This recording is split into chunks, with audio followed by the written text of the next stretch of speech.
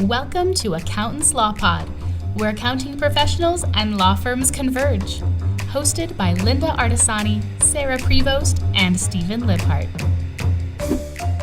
Welcome back, everybody, to the podcast. And this week we have a special guest, Misty Megia, and we are going to talk about developing your professional confidence. And Sarah and I actually know Misty because we went through her program.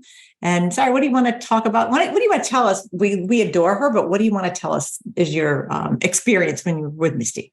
Well, the first thing that was fascinating to me, I will tell you, as soon as I saw the theater of speaking, what you put out there, I think it was your second cohort, maybe your second or third, I can't remember. And I seriously privately was contemplating, I'm like, Linda and I should do this. And I'm like, Linda's going to tell me no. And then Linda came to me and was like, we're doing this. I'm like, okay, all right, pushing the buttons, going off we go. But the part that was enticing to me was I had been doing kind of like Steve, some local. Steve's a little bit above my grade, like he's doing some bar stuff, but I was doing some local speaking engagements, and I knew I wanted to perfect how I spoke. And I knew I needed some validation that maybe, and I love this about you, Misty, my tone, as I articulated in one of our sessions, I can come across really sounding very direct, very harsh. It's an ethnic thing for me, but it's not that I'm upset. It's just the way that I've fundamentally learned how to speak. And so not apologizing for that, just moving through it, picking the right words. I like the idea of owning our words. It sounds really fun, simple, but the way that you put your words together, how you present them, how you breathe, and all of those things. So there was so much in your court. Like, I can't wait to go back and redo. There's parts that I'm thinking about now that I'm like, I really want to just redo elements of it. But yeah, I love it. I don't know. You guys should just all sign up. That's it. Okay. And I remember that conversation, Sarah, and I think it's a good one for anyone who is listening, right? That has nerves about how they're communicating things, especially if they're introverts. Then sometimes when they're coming up against something, they might just blurt it out and feel like, oh my gosh, I shouldn't have said that way. Mm-hmm. And to me, part of the conversation with you about it coming from your roots of your native language, mm-hmm. And that sometimes I remember so specifically you saying, when we're talking, it sounds like we're arguing, but we're actually like having a loving conversation. And the more variety we hear in tonality and approach, the more acceptance we're going to build out in the world of all of the different tones and voices and pacing that are out there that make us all unique. And so I love that you were able to just embrace that piece of you and go, yeah. Mm-hmm. Of course, I'm going to curate the right language and I'm not meaning to be offensive in any way. Yeah. It is all with love, but I absolutely remember that moment. Thank you so much. Well, I learning through it at Scaling New Heights presentation, I did say, I just come across really passionate because it's true. I can see it. I feel it. I hear it. I know what I want to say to you, not critiquing you. And I felt like that really came across. Had I not learned that skill in the course that I took with you, I don't think I would have conveyed it anywhere close to. I know I wouldn't have. So it just is lovely that Linda, even us, even our own communication, that we've got to even between each other with our team, just take that pause and just kind of take it in for a minute and help convey what we're trying to say without we're muting ourselves in a way. So I think that's one of the things I learned, because I tend to speed up. I'm from New England. We go fast. And I remember like you're telling me about the power of the pause, which I learned in teacher training with yoga, but you kind of forget about it. Because like Sarah, we get passionate. We're very passionate. All three of us are real passionate about what we do. And I think that slowing down is hard, but it's more impactful for the audience. Steve, have you ever had that happen? I'm so excited that you said that, because I was thinking the exact same thing. It's okay to just be quiet and listen and take it in and not feel like you have to say something at that moment. Sometimes the power of the pause is hugely powerful. Somebody will ask a question, like the presentations I do at the Colorado Bar. Love those people, but their format is very dry. They just want a PowerPoint. They want you to stand there and talk for an hour. And I get really passionate about what I do and how I want to convey it. And so I'm always trying to break out of that mold. And it's okay when somebody asks a question to just stop and say, let me think about that for a minute, or I'll get back to you, or whatever. And the gestures, but go ahead. I mean, that's my thought on it. But Stephen, I love it. It's absolutely true. And when you are passionate about something, it is palpable to the audience. And so that pause isn't just like for the question, which is a phenomenal strategy for a question, because I've never had a moment where I pause when somebody asks me a question and they think, oh, she doesn't know anything about what I asked. It's more, oh, she's being really thoughtful about responding. And so feeling okay with yourself in that pause, but also when you're presenting, especially in lecture style, it is always a two-way conversation, whether the audience is speaking to you or not, because they're having to process what you say. And sometimes when you go over something and you're really passionate and you're speeding through it, it causes overwhelm because they don't have enough time to register everything along with that passion. So making sure that you have moments built in to really go, oh, this is a very difficult concept, or I feel myself being very excited about this. So I'm going to pause for a moment and just let you all soak that in, is one of the things that we do in theater a lot, but also in public speaking. It's just like, just take that pause in that moment to go. I remember you did a speech, I think it was Scaling New Heights, about the rock and the rocks and taking the rocks for, what's her name, sister who passed. And it was that whole like main stage that you did made us cry, made us laugh. It had so many emotions went through it. And it was, for me, you standing there, and I wasn't that many rows back. It was such a powerful presentation that you did. And I'll never forget it. It was, that just shows you, I don't know how many years ago that was quite a while ago, but it was like, it just pulled at the heartstrings, and it was so beautifully done. And I think you had some pauses in there, and you had that interaction with the audience too, was great. I don't know. To me, that was one that I'll never forget because it was so good. Thank you. I definitely had pauses in there. Yeah. To me, I think one of the aspects of crafting a good speech or presentation is really understanding the emotional shifts and making sure that you're helping the audience through those emotional shifts. And whether you're arguing in front of a court or you're working with a client, when you're talking them through their numbers as an accountant, there's some things that you have to just, hey, we have to tackle this. And I know it's going to be very difficult. And hopefully there's also some great news. And so imagine if you blended that all together and you didn't allow for that emotional shift of like, hey, now we're going to talk about some good stuff. Let's all mentally shift together. But it is just part of you recognizing for yourself where those shifts are so that you can help whoever the listener is through those as well. So they follow along with you a little bit easier. And definitely as part of developing your professional confidence. I think I don't think I ever thought years ago, I actually head down desktop, didn't really talk to my clients much, even though I went to their offices. I really didn't talk to them except like, what's this receipt for or whatever, you could do it right there. And then our whole job has shifted. So you are on Zoom. I think Sarah and I sometimes feel like we're on Zoom the whole entire day. Right. We have to put thought into what does our room look like? Where are we, what's our audience? What's our room look like? And then sometimes if we have to have a difficult conversation, we want to make sure that we're prepared for it, because it is, even though it's not acting, we want to stand in our confidence, because you might get questioned, especially with attorneys, you might get questioned back. And it's okay. Sarah and I have always said it. It's okay to say, you know what? I don't know about that, but I'll get back to you. It's okay to do that. I totally think that's okay to do that. Sometimes we want to feed an answer just to kind of like push the conversation along. And there's probably a great place for a pause in that too. Well, part of the pause that really works, like yesterday, I was in a 3-hour meeting with a couple of attorneys going through months and months of suspense transactions and cleanup and all kinds of things. Yeah. And the attorney was just on hyper warp speed. And I had to keep saying to her, it's okay, one thing at a time, one thing at a time. We'll come back to this.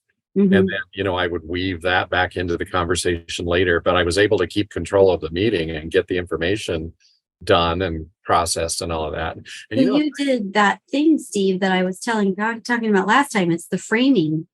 You kept it circular. You kept it in frame to consciously move it forward. And you're so good at that.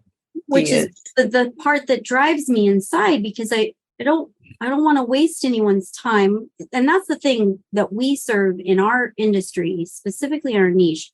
We have to value that time. They value the time differently than us. We have to make sure, especially if you're starting out or if you're kind of in the middle, you sort of forget that.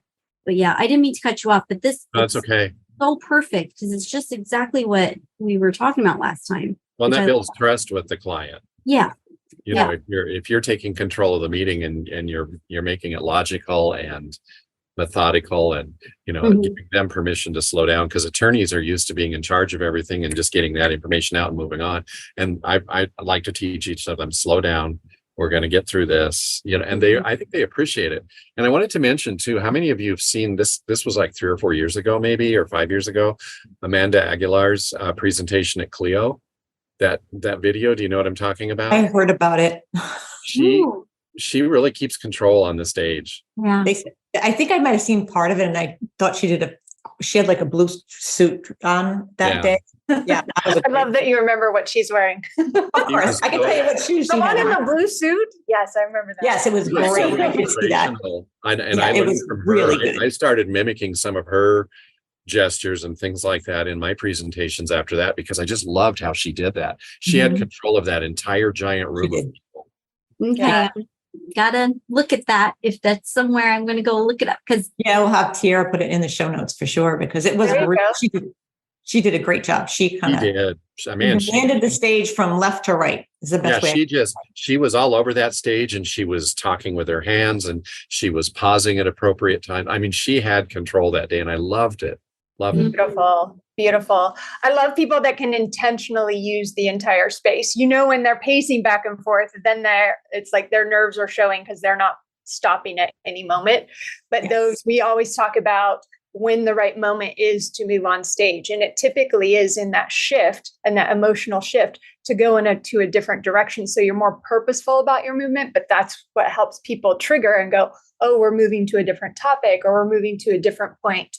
But if you're doing those really intentionally, like as an audience member, you're just like, I don't know why I like this, but I love the movement that's going on. I love the pacing here. And I want to bring something back that Linda said too, not just the wardrobe goodness that she was wearing, but for all of us in Zoom now, before we even open our mouth, the visual is our story of who we are and how we like to show up in life and to our customers.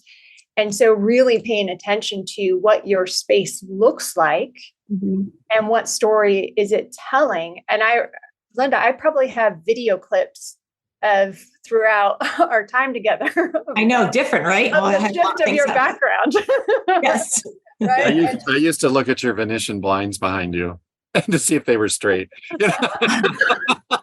Oh my God. I love that about you. I mean, I'd be like, okay, what's that look like behind her? What are they doing out in the yard there? Well, I started I was against the windows here, and I had my back to the window. So I had that silhouette look. It's the same room. It's the same room. I just turned the desk because I learned from Misty, like, you don't want the light behind you. And then I had my room, of course, was set up one way before the hurricane. And then the hurricane came and helped me really redo the whole room.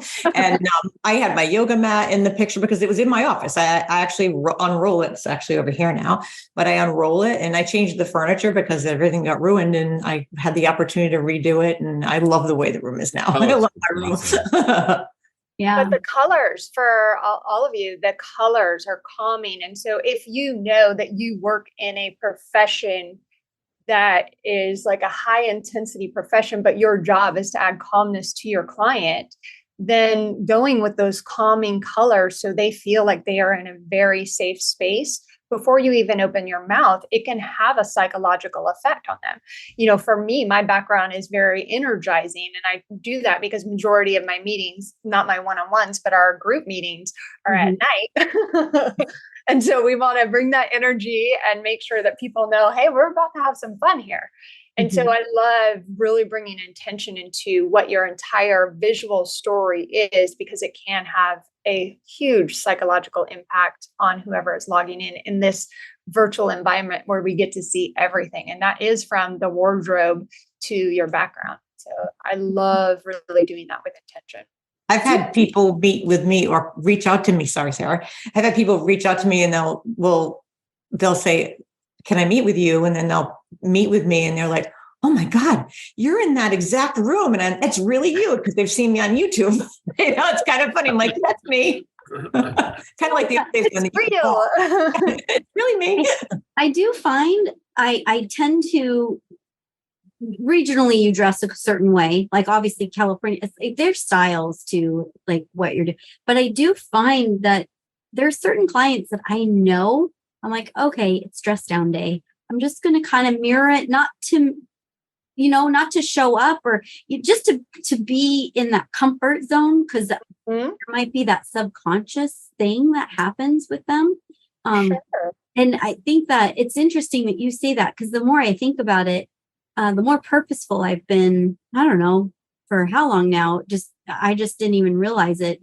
Just, oh, it's going to be this client today. Okay, this is what I'm going to have today. It's going to be this, or weather dependent, mind you. I gave up my personal little AC in here, so I'm like, but anyways, yeah, it's interesting. I know, Steve, you want help with it, as you mentioned, because where you are situationally, like right now you're in the Airstream. I'm not gonna mess that up now. In your home office, you wanted to change it because you right now have to do totally want to change it up. I don't background. Like Okay, yeah, because you do that. I forgot what you do on the background, but you have a background, right? Do you have a green screen at all, Steve? Do you have a green screen? I do. Oh, yeah. okay. It's a beautiful background, but I don't know if it's your house. It doesn't. The only thing I don't like about it is it's a Zoom background that I'm using right now. And so, like you said the other day, I kind of fade in and out. My head will. Hands. And immediately there's so much research about green screen backgrounds that breed distrust. People feel like you're hiding something. Oh. And so as much of a physical background that you can have is recommended, unless it's specific for like a specific video. But in meetings and interactions, they have done a lot of research about how they're like, ooh, what are they hiding? And they spend more time of like, oh, is it messy behind there? Is that why they're doing this? And it just kind of takes them out of the moment. I have a whole article, and maybe we can link it, that is just some questions to help find your background vibe. And so if you guys want to link, that would be great. Way, but it's really easy, like link to just kind of get you started. I switch back and forth because in the summertime, I literally this summer have been out for about 9 weeks working out of the Airstream. And so I try to make it nice and neutral, and because it's pretty anyway, but the home office thing is just it. I haven't been able to land on something that really speaks to me yet. Mm-hmm. Yeah. I spent like almost $1,000 on this beautiful hand-carved screen to go behind me. It's so big, it takes like 3 monsters to pick it up and move it. And I'll get it in there, but I don't like the way it looks behind me, so I'm still struggling with so I'll be a science experiment if you want. Happy to have it. I know I'm actually wanting to wallpaper this here. Sarah, I think that is so you with your Punky Brewster, like fun, loving human that you are. I think that is brilliant. Yeah. I need have some fun texture behind you. Didn't your mama not like what you picked? Oh, yeah. Has to be mama approved. Why do you think I've been waiting for 2 years now? I know. Well, that's you showed it to me and it was beautiful. She did you're going to put that where? And I said, on the wall. Oh, why? And I said, okay, moving on. So you could always, like if it's just afraid of it being a permanent structure, you could always put it on Luan, which is a really thin wood material that you can buy at any like Home Depot. And you could wallpaper that and just like tack it to the wall with a couple like really light screws. So then it's not permanent and you can take it off when you get tired of it without having to wallpaper the entire wall. You can even frame it out so it just looks like a couple like little sections, but there's a lot of different ways you can tackle that. Another project for Sebastian. How far behind you do you recommend putting your backdrop? I mean, I love how Linda's room has depth to it. I like how Sarah's room has the sofa closer to her. You know, Yeah, that's because we only built it so far. There honestly is no like, hey, this many feet backwards. Some people have, what I do recommend is that you have at least a corner in your background. And sometimes people, that's all they have is the corner space of a home. And that's okay, because to create that dimension, you just need one angle in your backdrop to be able to have that visual like depth. And so you can sit in a corner and just kind of put a plant on one side and maybe a couple pictures on the other, and you'll have immediate depth. It's super easy to do. If you have a big office space, then yeah, we have, space an area and see if you can get at least one angle in your space to help you create that dimension.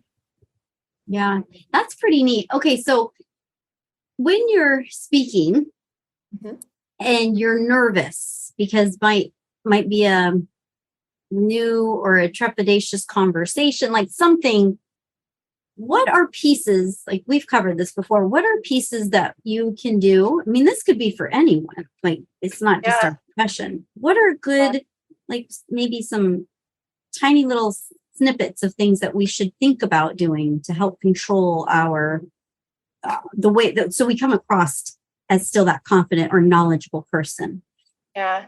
I'm a big believer that a little bit of nerves actually helps you. And there's the fight, flight, or freeze mode. And if you are not nervous at all, sometimes you're not on your A game. The fight, flight, or freeze mode actually helps you hyper focus in that moment, because you might be in danger. And so it really gives you this tunnel vision of energy, which is really good to leverage. However, if you find yourself that you are over nervous and you're like maybe a little shaky, your voice is quivering or something like that, and your nerves are physically showing, then what you want to do before a big moment is make sure, I call it MPH, and for miles per hour, and you're kind of dealing with the miles per hour of your heart or your anxiety. And the first piece is mindset. You have to do something to calm your mind, whether that is meditation, whether that is a mantra, that music, whatever it is that helps you just calm yourself for at least 5 to 10 minutes. Find that thing that will help you just go. There is a big connection between music and the pace of music actually influencing the rate of your heart. And so if you find music that is really slow, it can bring the pace down a little bit. And then it's a mirroring neuron in your brain, which I think is freaking fascinating. And then when we think about P for physicality, your nervous energy is stirring inside of you. If you do not do something physical to give it an exit, it will continue to stir inside of you. It could be as easy. I'm a person, before I go on stage, you'll see me in the hallways doing jumping jacks. And that's because I'm just giving my nervous energy a place to exit. It needs to go somewhere. And so whether that's jumping jacks, I had a client go, I found out what my physical thing is going to be. And I said, oh, good. What is it? She goes, I'm going to swim. And I go, so everywhere you travel, you're going to go find a pool. And then you're going to be wet before you go on stage. I'm like, let's find another alternative as well. And so find something that is really easy that you could do anywhere, that you can absolutely do anywhere. It doesn't take any equipment. It doesn't add more stress of you having to find a physical location to do it in. So something super simple. And then the H in MPH is just creating the habit. Once you find something that works for you, you have to do that same thing over and over again to keep your mind and body from not going into the fight, flight, or freeze mode, to say, oh, this is normal. This is normal. I'm going to be okay. Because it's any time that you change something in your behavior, your body goes, oh my gosh, this is new. Am I going to be okay? Am I going to be safe? But if you create the habits that you just repeat, then you don't go into that really high anxiety moment. Your body just goes, I got it. I'm fine. Remember that guy, Sarah, when you were speaking at scaling? And of course, anybody near Sarah is taller, but this guy was huge. I took a picture of him. He was a huge guy, and he was miking her up. And that whole day, Sarah was like a top that somebody had twisted. I kept trying to calm her down. Sarah, calm down. She was up everywhere and didn't teach till 5:30. So it was a long day, and you're going to run out of energy. You got to calm down. There was no calming her down. So we get up there and he's miking her up, and he said, okay, let's do this together. And he was so good. I mean, he actually took her through some breathing to slow her down, and it worked. It worked. And I thought, what a great guy, right? To have that wherewithal to take that time. 6'4". So imagine this, and I was like, okay. Yeah. Really, and it was funny because I knew mentally where I was not comfortable with what I was going to, the tools that I had to use. Yeah. So that was, I think, the part that was a fear really kept replaying, and I was trying to mute. And I was like, oh, okay, no. I know my. I always had the clicker, see, and she had to go up by herself, and she didn't have me there to do the clicker. Oh, that was interesting. What is the clicker? I don't look to at change the slides. Change the slides. Okay. But the other thing too is I'll be doing this where as you notice, like I feed off of interaction, just physically what I'm seeing. So I'll be doing one with no faces, just me. And I'm like, oh, that's going to be interesting for me. Like I really am going to have to figure out how to practice asking the right questions to get the Q&A, because I'm just so interactive. Like I just, yeah. So and I'm in the front, Misty, and I already had said to her, I said, look, I'm going to give you cues. If I see that you're like going on too much, like move it along, or time to wrap up. You got 5 minutes. And I'm literally sitting there, and she was doing so great. And she had all these people in the audience, and they're all giving her stories, and she's telling them what she would do.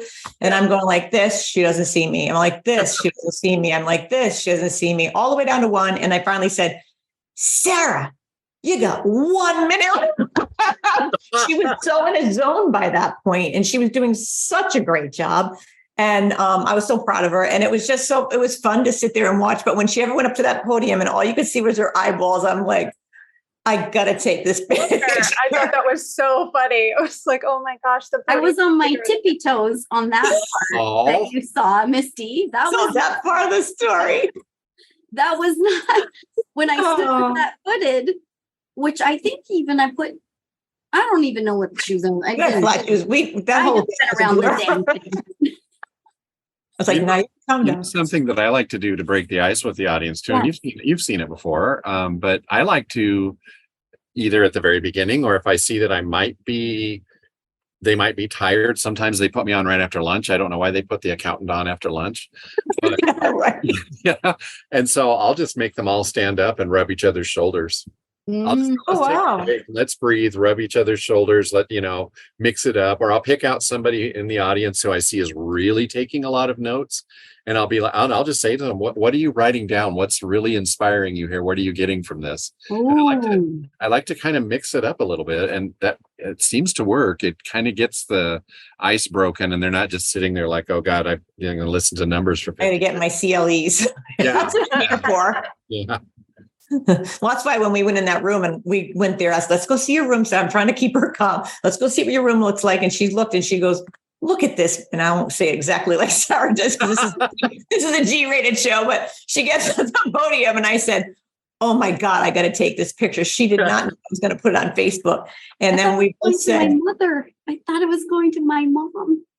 We both said it. She's like, this is going to be my opener. I said, oh, that will get everybody. Because at that point, you'd already been at the conference so many days, and it was the end of the day. And it was a great icebreaker because you didn't even see her there. If you're sitting in the few rows, you couldn't even see the top of her head. It's so funny. And that just got it going. And then from there, once she got the laugh and you could see the interaction, she was fine. It was good. But it was fun to watch. It's a great time. even on individual, it's hard to do stuff. Yeah, I love that, Linda. And this is, I think, a good point for people is that you kept, going, calm down, calm down, calm down. Mm-hmm. It is so crazy to me that, like, we know that doesn't work for ourselves. Yeah. Yeah. Like, if your nerves are inside of you and you're just going, you got this, you got this, you got this, the biggest pep talk is not going to work. So when I said we practiced this 1,000 times, that didn't do any good.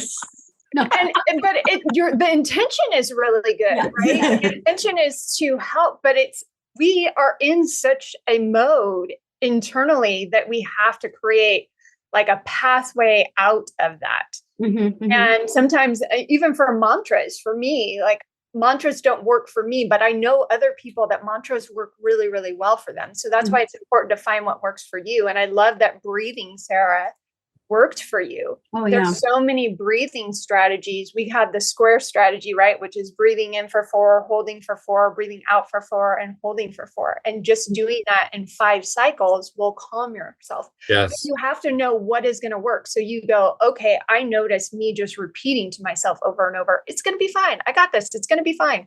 Is not getting me out of it. Mm-hmm, mm-hmm. So what can I do that is going to get me out? And so I hope you made a note of like, hey, that breathing worked. That is going to be part of my practice now, is every time before I go into a high stakes meeting or a presentation. So just hijack the mic, the tech guy, and say, breathe with me is what I'm going to start doing. For sure. Yeah. If that's the process, or Linda or Stephen go, hey, we're on this important meeting. Let's all breathe together. It's going to help me. Yeah. I know on Zoom, there's the element that people write in and they write to you and they're hiding behind the facade of the written communication and that can feel very tense. And then on Zoom, the conveying, it just breaks that channel of friction, or it might enhance it. So I feel like if you're in a position, especially it's high stakes, you may want to find, and I talk about this, is we've had this happen where I've literally had to just sit there quietly at the pause and go, okay, hold on. And I know, Linda and Steve, we've talked about this, but Steve, I think for you, sometimes when you're presenting and you get these questions in a live session, because you're kind of you're live speaking to a whole bunch of new attorneys that are game to start their own businesses. I always get the newbies. Yeah. And you got questions where some really are just they're ingrained to challenge. That's just their nature. That and learning how to reverse and diffuse is a little bit easier, but it does feel overwhelming when it just caught up in the moment. And how do you break it? How do you unlock that? And feel like breathing is the best, but there might be other things out there, Misty. I don't know if that's the only. Yeah. And it really is so different for every single person of what is going to work. And that's why I say, as you're testing things out, when you finally find something that works, document that. So that can become part of your process of helping your nerves be in that spot. And I agree. Sometimes, questions, Q&A, depending on your expertise level in that room. So if you have people that are higher level of expertise than you, then those Q&As can feel like a firing squad. Versus if you are the expert in the room, then you're like, I got this, go on the expert. And so I love that you were bringing that up, of the anxiety that can cause in a moment. Because I think it is I hear a lot of like, oh, I got this, it's fine. And I said, well, not every situation are you going to be the expert. So figure out those moments too, where you can show up and still sound like the expert. And sometimes that is grounding yourself, taking up space, right? That's another thing in fight or flight, that the closer your body is to your core, your body thinks it is not safe. As you are bringing in your limbs for protection. So if you want to trigger your mind that you are safe and have the confidence vocally, then you just have to kind of take up more space, plant your feet on the ground, and trigger your body of like, oh, well, all of our limbs are out, so I must be in a safe space. And your body starts, down. Sarah, she did her thing. This is Sarah. She does this really large arm gesture to take up your space. Your body is like, I am really safe. Do you see this arm gesture going on? I am not afraid of an animal eating me.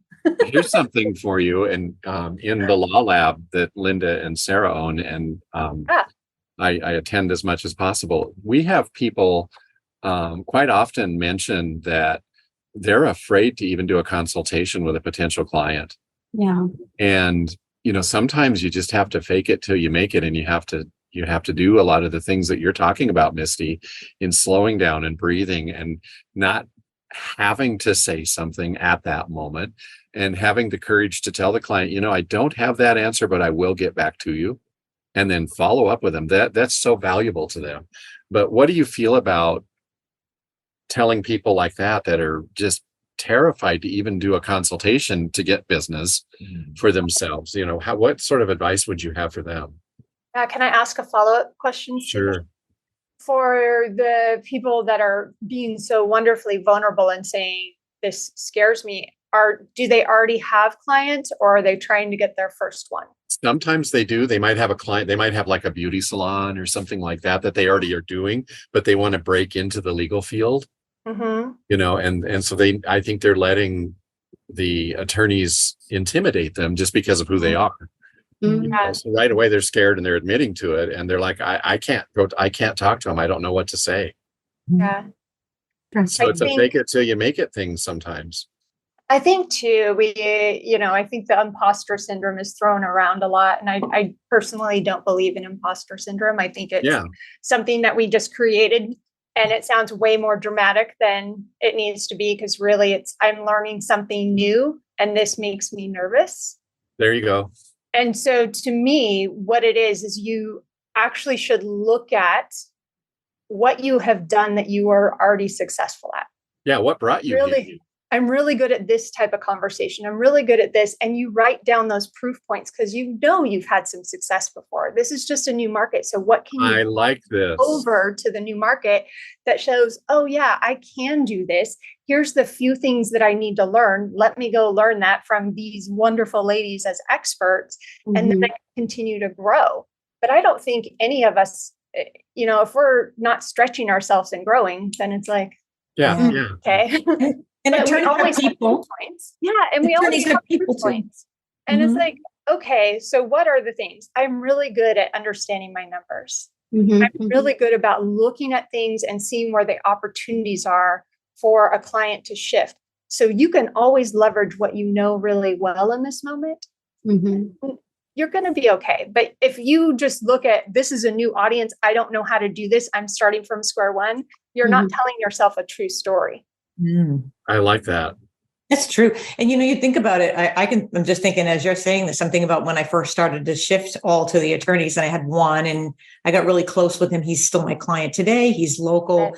And we kind of rode the journey together. He had come from a big firm, started on his own, and we were really open about I told him, this is my first rodeo basically in working with law firms. You let me know. And I did a lot of research. But after that, when I started to really delve into it myself, I'll tell you what, sometimes it is a little bit of faking it till you make it. And I can tell you, I have Googled behind the Zoom screen to find an answer to a question on the fly. I mean, I'm not embarrassed to say it because that's how I started to learn. And I just learned more and more. And if I didn't know an answer and I didn't have the opportunity to do that, I would just say, look, that's new to me. I need to get back to you. But always being confident in that answer and not hesitating, looking like a deer in headlights, like, oh God, I don't know that. You don't want to present it that way.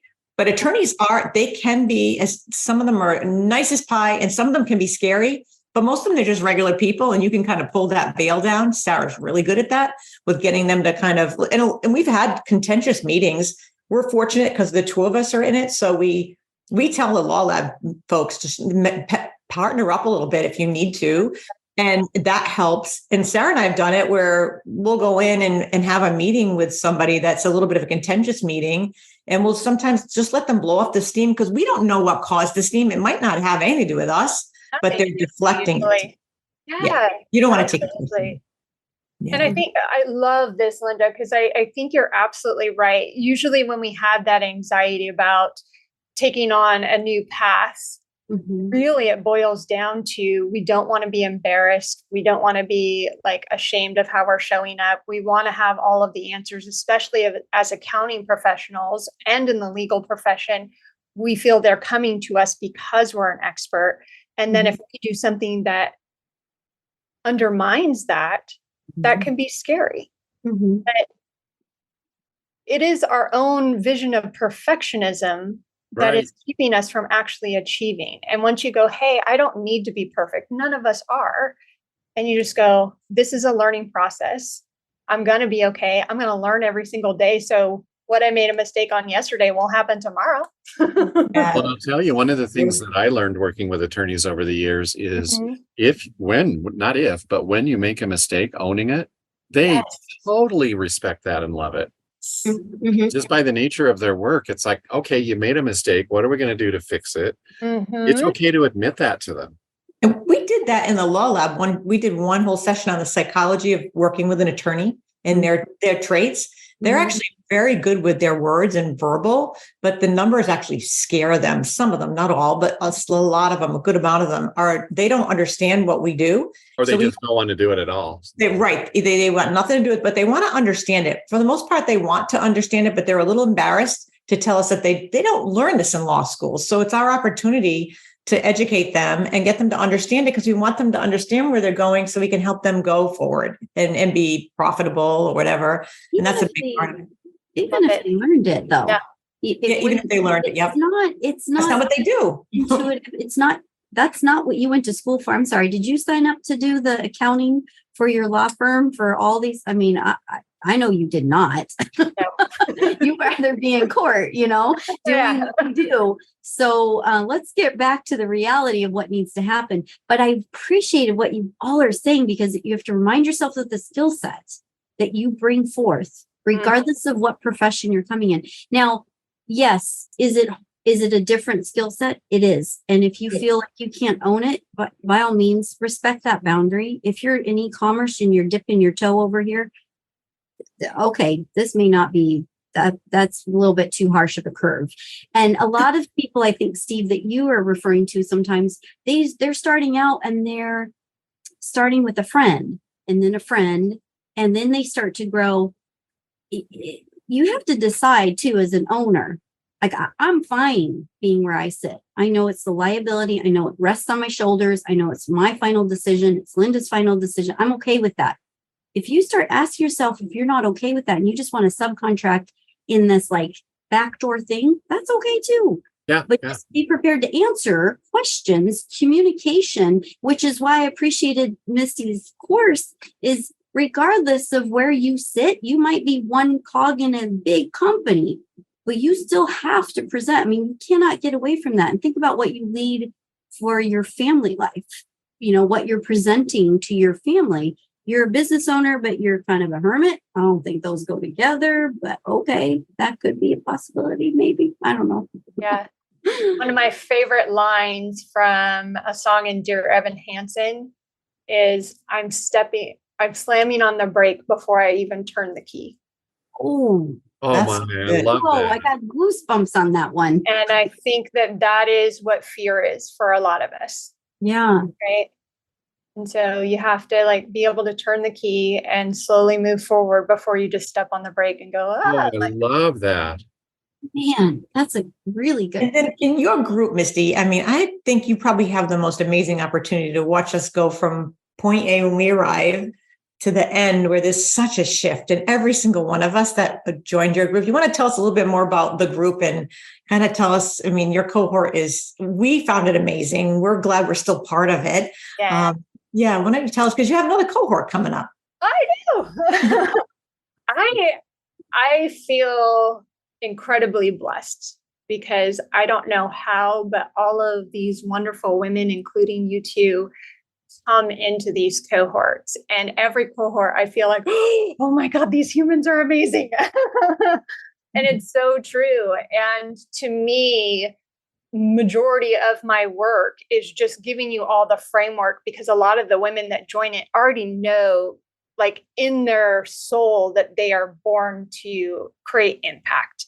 And so it's just me going, hey, here's the framework so you can, and you show up at your best level. And as we go through, it is true. Linda, me and Krista typically stay on for about a half hour after the group sessions, and we just like love on you all between the two of us and go, oh my God, did you see her do that? And did you see her do that? And then we're just like, okay, we need to get off the phone.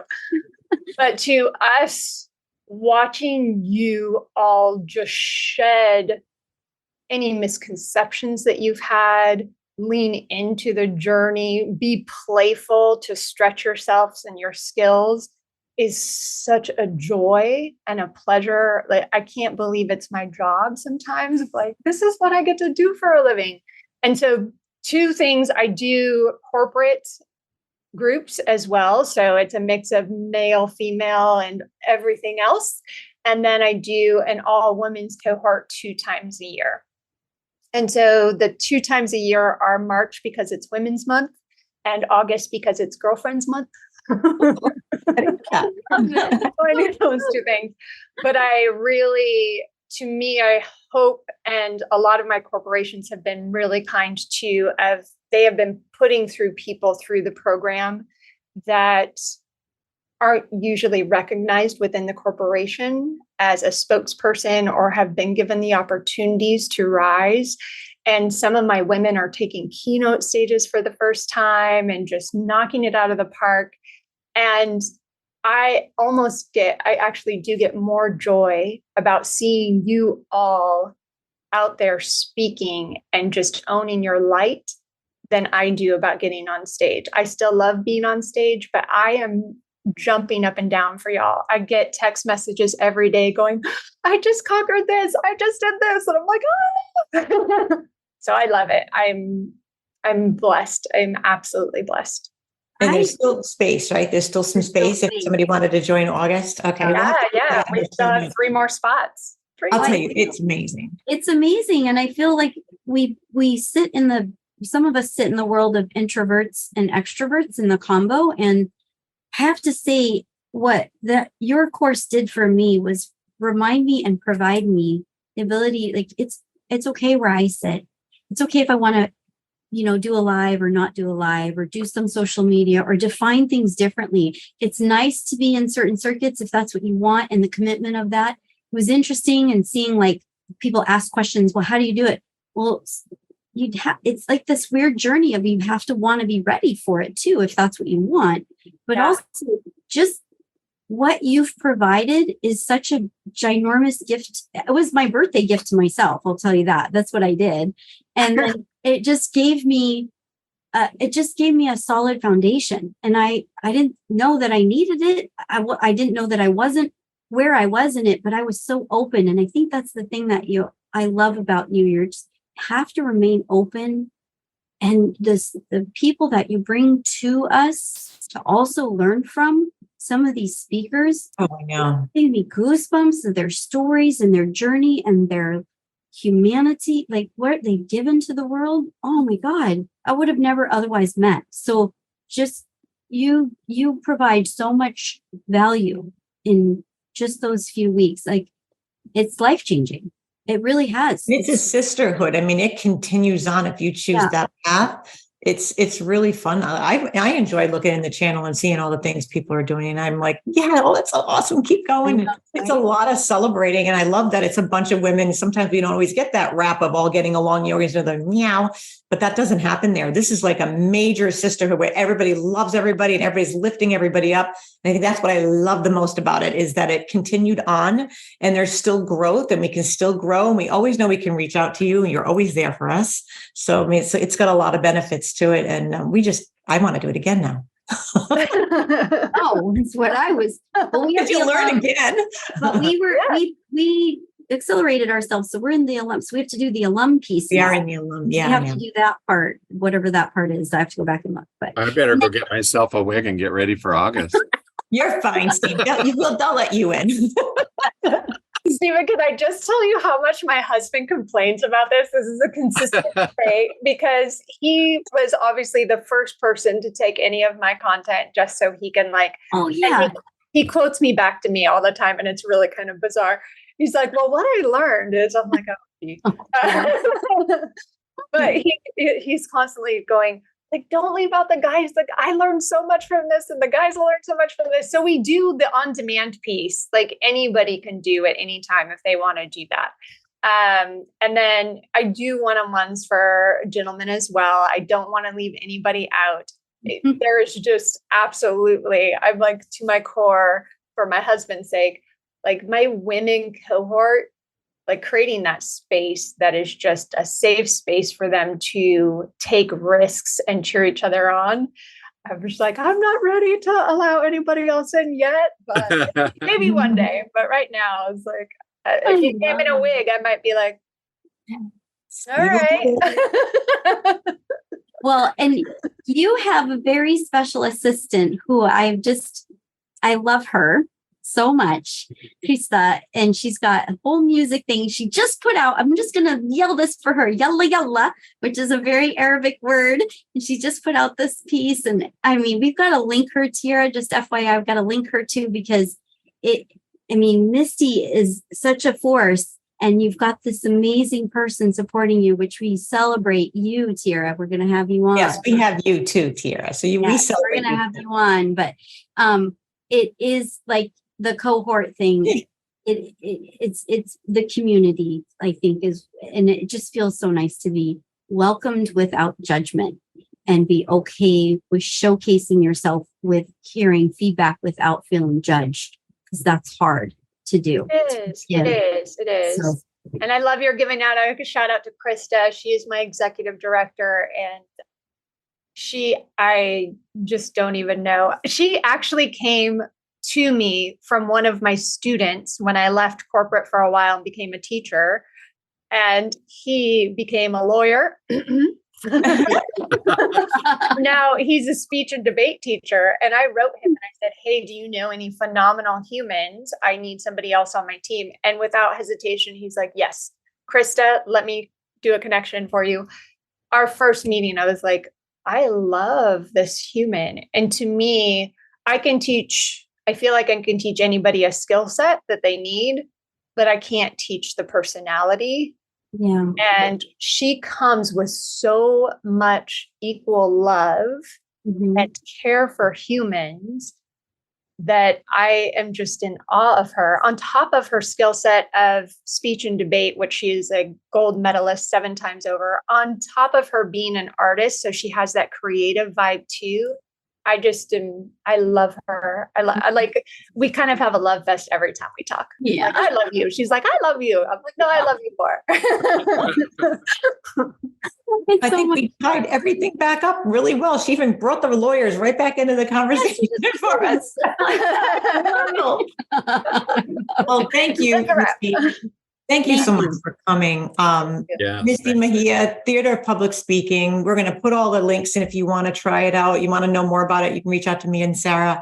Get Steve in the program. We're going to get him a wig, so we'll all be all set. Okay. I'll shave for you, Misty. Perfect. I love it. So if you want to follow us for more, you can subscribe to our podcast and our YouTube channel. We really want you to follow our YouTube channel. You get to see our beautiful faces at the same time. We would love it. So it's www.accountantslawpod.com. We'd also love to have you follow us on the Accountants Law Lab if you want to learn more about what we talked a little bit about. We're learning how to work with legal accounting and working with the attorneys. We have a massive array of topics. If you join, you get to see all the past meetings. So it's great. And that's it's www.accountantslawlab.com. And really, if you want to follow us, we're on TikTok. We're all over the place because of our beautiful assistant, Tiara. You didn't ask. Steve, where are you? I'm sorry. I forgot to ask you where you are. Yeah. Well, today I'm in my driveway. Oh, okay. And it was fine. He's in his Airstream, but he's in his driveway. I'm in my driveway. But you didn't see the bus. We just got home from the Vintage Airstream rally this last weekend, which was a blast. We had Airstreams clear back to 1942 there. It was awesome. So cool. So amazing. And we have pictures right on our Instagram if you want to see the pictures. I think Tiara put some. Did she? Okay. And subscribing does help us. It helps Tiara. It helps. And reviewing good work. And yes. So thank you so much for joining us today. Bye-bye. Thank you. Bye.